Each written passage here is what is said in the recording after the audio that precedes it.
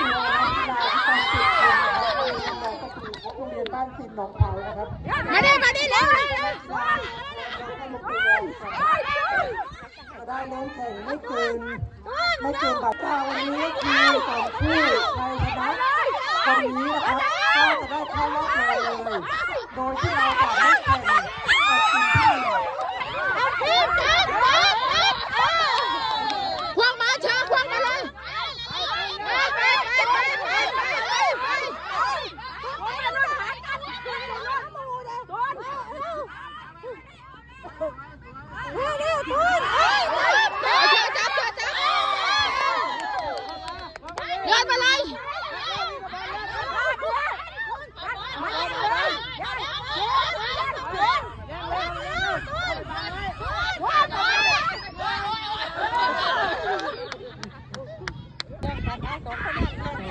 คนที่เราเถอะ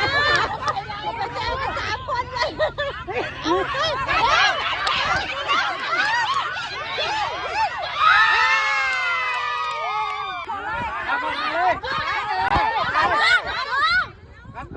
ออกแล้ว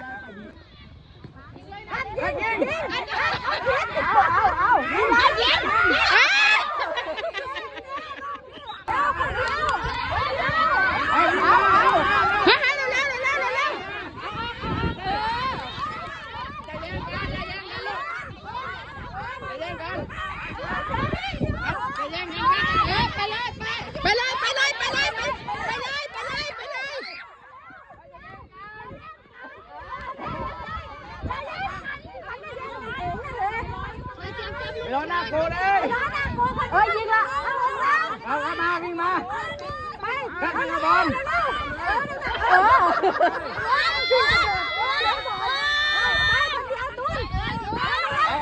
บอลวิ่งไปกันเอาเรียบ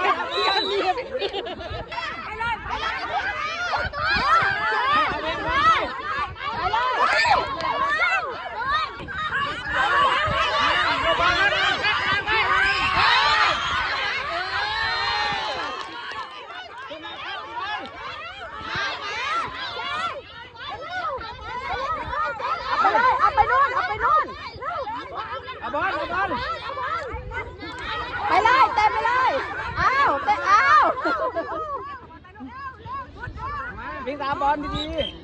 หัวใจจีวายตุนทำงานกันเลยต้องยิงต้องนะไปตุนตัดไปนู่นบังไว้ตุนคนเดียวกันองศาไป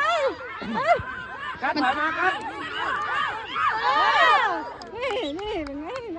กันถอยมาเกี่ยวด้วย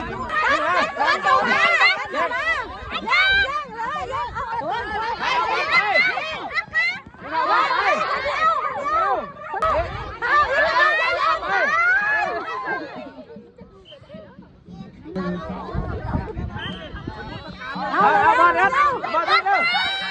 เอาวิ่งเอาชิงเลยวิ่งชิงเอา